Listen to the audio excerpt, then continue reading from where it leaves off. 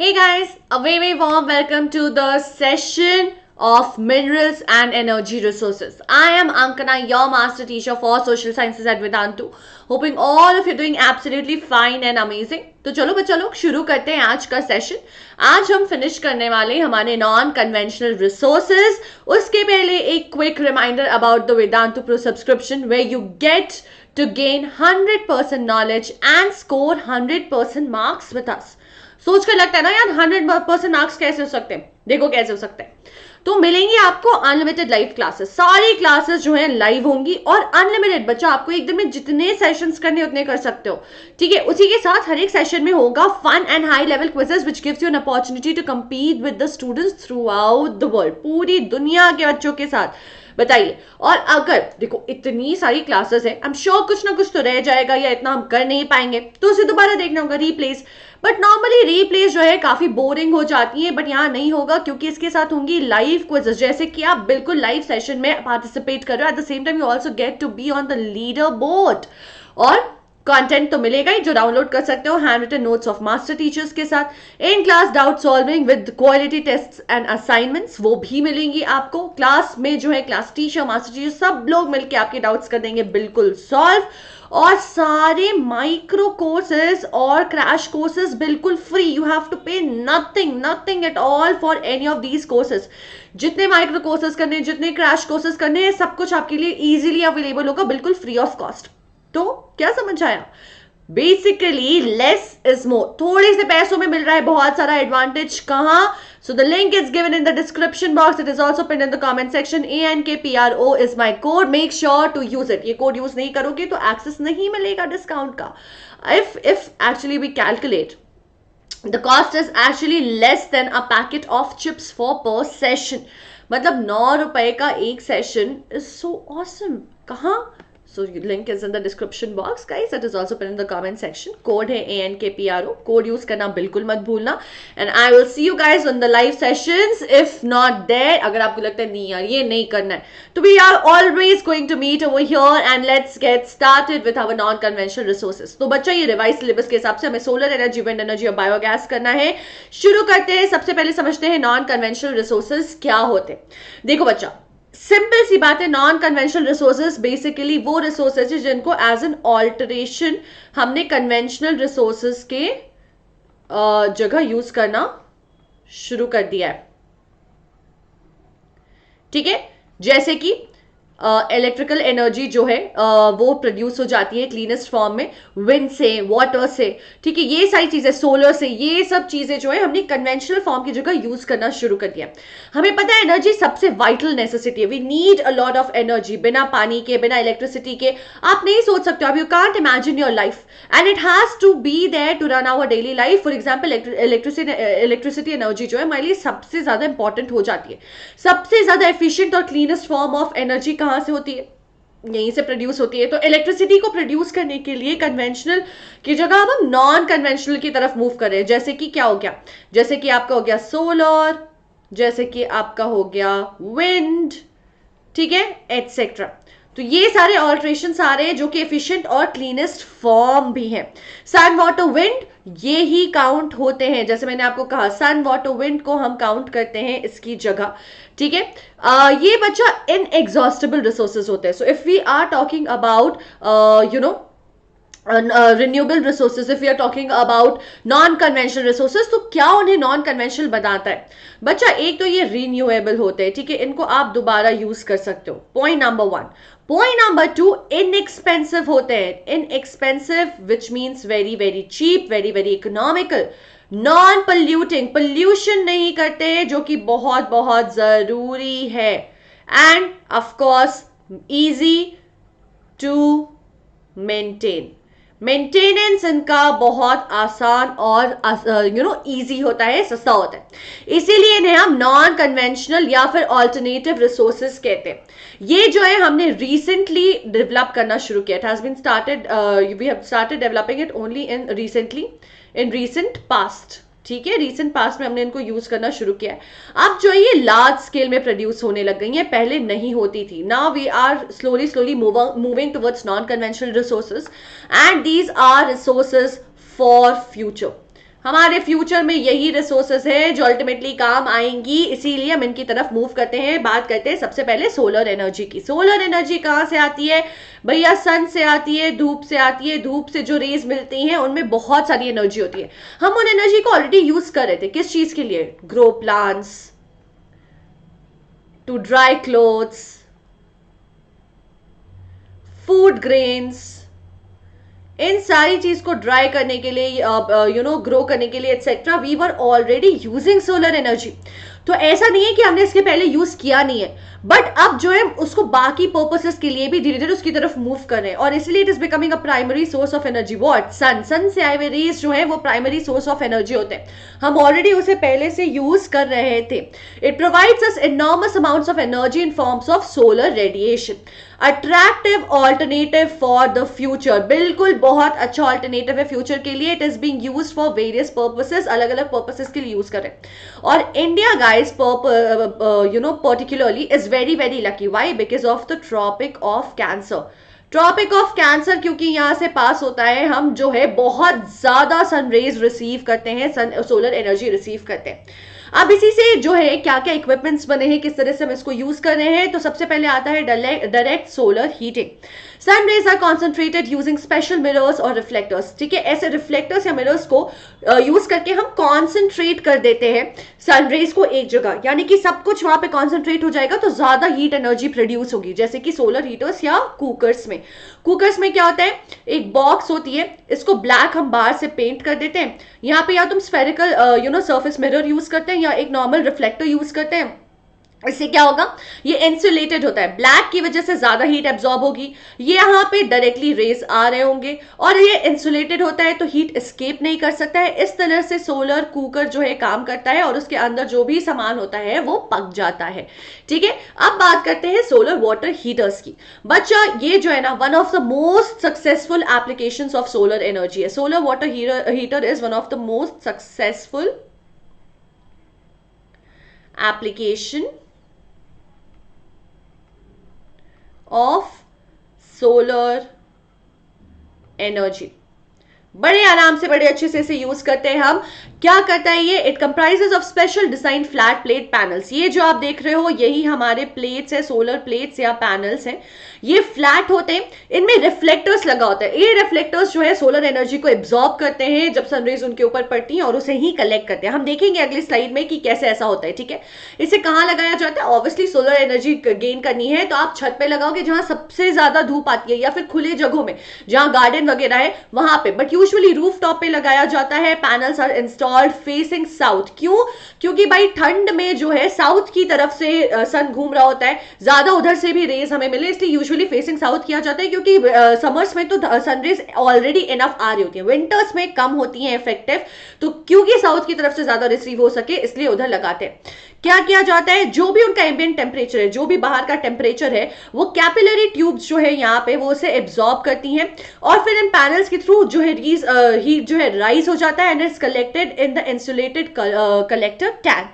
ठीक है, so this is what is used. यहाँ पे कलेक्ट होता है, इस टैंक से जो है पानी फिर सप्लाई किया जाता है गर्म होकर के। ये इंसुलेटेड टैंक होता है बच्चा, याद रखना, ये एक इंसुलेटेड टैंक होता है ताकि वहां से हीट लूज ना हो सके जो भी रिसीव हुई है, और फिर यहीं से पानी आप देखो पूरे घर में फिर इधर सप्लाई हो जाएगा। ठीक है, ये हो गया आपका सोलर हीटर। अब बात करते हैं सोलर इलेक्ट्रिसिटी सेल्स की, या फिर फोटोवोल्टेइक सेल्स, जिसे और एक दूसरा नाम दिया गया। सोलर सेल्स और फोटोवोल्टेइक सेल्स आर बेसिकली क्या होता है, इन्हें भी हम इलेक्ट्रिसिटी वगैरह प्रोड्यूस करने के लिए कैलकुलेटर्स में, ये सारी छोटी मोटी चीजों में यूज करते हैं। आपने देखा होगा आजकल बोलते हैं स्ट्रीट लैंप्स जो लगे हुए हैं ये सोलर एनर्जी से चल रही है। तो कैसे वर्क करता है बच्चा? होता क्या है कि ये जो सनरेज है ना वहां पे जा रही है डायरेक्टली, उसको इलेक्ट्रिसिटी में कन्वर्ट कर देता है, और फिर जो स्पेशली डिजाइन्ड और फैब्रिकेटेड सेल्स हैं उनको एक पर्टिकुलर एरे में, एक पर्टिकुलर पैटर्न में अरेंज किया जाता है, ग्रुप ऑफ सेल्स को, which produces electricity enough to light up street lamps, to run a water heater, ये सारी चीजें, ठीक है। क्या होता है, ये पैनल्स यहाँ पे लगी होती है, घर पे लगी हो सकती हैं, आपने रोड्स पे देखे होंगे जहां पे लाइट्स चल रही होती हैं, वहां पे लगा होता है सोलर पैनल, वहां पे बिल्कुल डायरेक्टली लाइट जाता है जो कि उसे डीसी करंट में चेंज कर देता है। हमें पता है एसी करंट से प्रोड्यूस होता है, सो फिर इन्वर्टर जो है उसमें लगा हुआ है वो डीसी को एसी में चेंज करता है। इलेक्ट्रिसिटी आपको जितना चाहिए वो कंज्यूम हो जाता है, बाकी जो इलेक्ट्रिसिटी एक्स्ट्रा एनर्जी बचती है वो ग्रिड में जाकर के क्रेडिट हो जाती है। क्या होता है इन सारे प्लेट्स में बच्चों, इनमें wafers of semi conductor of silicon and gallium लगा होता है, ठीक है। वेफर्स ऑफ पतली पतली, वेफर्स क्या होता है, पतली पतली परत, वेफर्स ऑफ सेमी कंडक्टर्स, ठीक है, ये लगे होते हैं, यही एब्जॉर्ब करते हैं सनरेज, बिल्कुल एब्जॉर्ब करते हैं, उसको चेंज कर देते हैं इलेक्ट्रिसिटी में। So that is how our photovoltaic cells और सोलर सेल्स वर्क। जब आप इनको ग्रुप में एक पर्टिकुलर पैटर्न में अरेंज कर देते हो तो they produce good amount of energy, enough to provide electricity and run all of these electrical equipments. अब बात करते हैं सोलर एनर्जी की एडवांटेजेस क्या है। देखो, सबसे पहले किसी भी कन्वेंशनल चीज के लिए ना, आप तो ये समझ लो, किसी भी कन्वेंशनल सोर्स ऑफ एनर्जी के लिए इट सेव्स फॉसिल फ्यूल, सबसे पहले तो ये करता है। उसके बाद जो है लेस पोल्यूशन, पोल्यूशन नहीं करता है, पोल्यूशन बिल्कुल नहीं करता है, ये चीजें हमने समझ ली है। And easy to maintain and cheap, maintain and cheap और इकोनॉमिकल आप लिख सकते हो, ठीक है। ये सारे एडवांटेजेस आपको आंख बंद करके हर एक नॉन कन्वेंशनल रिसोर्सेज के लिए लिख देनी है। अगर आगे कुछ नहीं पता है ये लिख दो। पर अब स्पेसिफिकली बात की जाए, देखो पोल्यूशन वाला पॉइंट यहां कवर हो गया। सस्टेनेबल है क्योंकि बाबा आगे भी चलेगी, रिन्यूएबल रिसोर्स है, धूप कभी भी कम नहीं होगी, उसकी एनर्जी कभी भी कम नहीं होगी। सोलर पैनल्स की मेंटेनेंस कम होती है, चीप होती है, और गवर्नमेंट भी जो है जनरॉसिटी दिखाती है टैक्स क्रेडिट्स में उन लोगों के लिए, जो उन कंपनीज की तरफ, उन इंडिविजुअल्स की तरफ जो सोलर सिस्टम पे ज्यादा इन्वेस्ट कर रहे हैं, ठीक है। अब बात करते हैं विंड एनर्जी की। विंड क्या होता है बच्चा, जब जोर से हवा चलती है उससे ये पैनल्स जो है, ये जो आपका टर्बाइन है, ये मूव करता है, ठीक है, इसके ब्लेड्स मूव करते हैं, जो कि एक फॉर्म ऑफ एनर्जी प्रोड्यूस करते हैं। ये मैकेनिकल एनर्जी जो प्रोड्यूस होती है उसे जब हम यूज कर लेते हैं तो उसे विंडमिल्स के थ्रू उसे हम कहते हैं विंड एनर्जी, ठीक है। तो ये एक another important source of non conventional energy है, जो कि again very inexpensive, it is not expensive as such, ठीक है, बहुत ही रिलायबल है हमारे लिए, इसके ऊपर हम काफी ज्यादा डिपेंड कर सकते हैं क्योंकि हवा कभी भी चलना बंद नहीं होगा और पोल्यूशन भी बिल्कुल नहीं होती है। तो जो हवा से चल रहा है, हवा चल रहा है, उससे जो प्रोड्यूस होता है मैकेनिकल एनर्जी, वो विंड मिल्स को यूज करते हुए, मतलब उसके थ्रू हम यूज कर लेते हैं फॉर अदर पर्पसेस, जैसे कि pumping and running flower mills या फिर इरिगेशन पर्पसेस के लिए, ठीक है। क्या होता है कि खुले मैदान में एक पर्टिकुलर जगह पे बैरन लैंड है या फिर बड़ा लैंड पीस है, उस पे number of wind mills are installed, एक पर्टिकुलर पैटर्न में इंस्टॉल किया जाता है, ठीक है, उसे हम विंड फार्म कहते हैं, ठीक है। तो विंड फार्म क्या होता है, विंड फार्म में ही विंड मिल्स इंस्टॉल होती हैं, नंबर ऑफ देम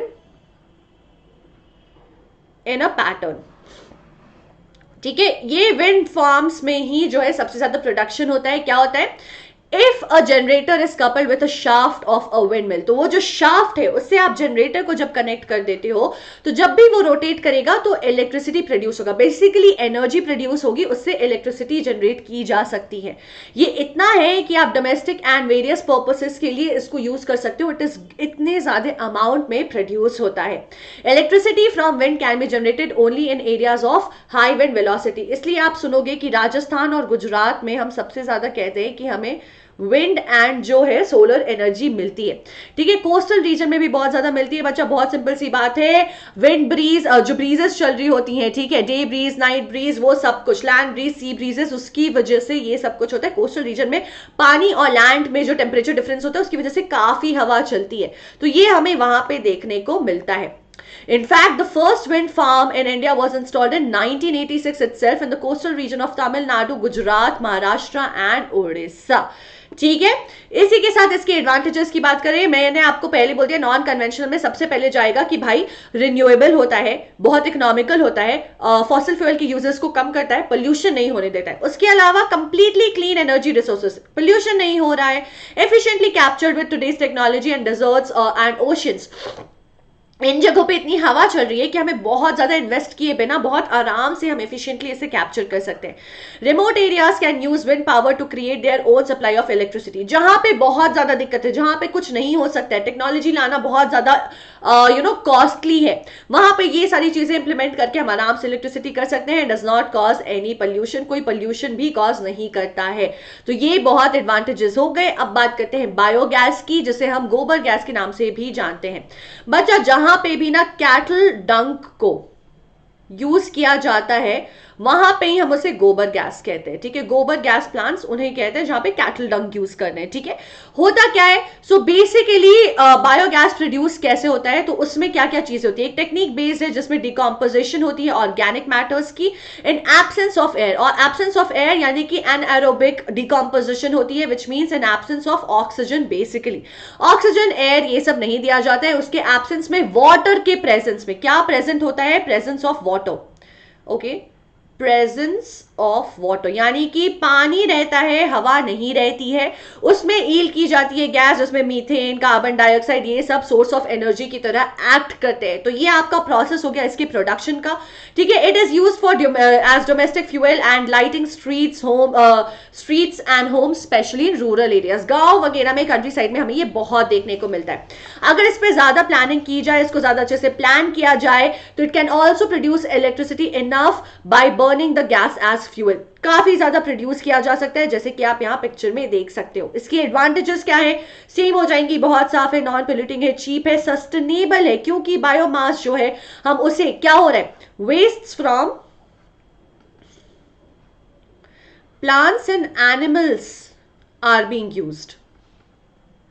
तो बायोमास है ना, बायोमास है, ये हम आराम से यूज करके इसको वेस्ट प्रोडक्ट डिकम्पोज करते हैं. इसलिए बहुत सस्टेनेबल है, क्योंकि ये गंदगी हमेशा जानवरों से, इंसानों से और लोगों से और प्लांट से आती ही रहेगी. तो सस्टेनेबल है, रिन्यूएबल है. Crops and residues in agriculture and forest are sustainable resources of biomass. हमें पता है कि यहां से हमेशा कचरा जो है, जो बायोमास है, वो आता रहेगा.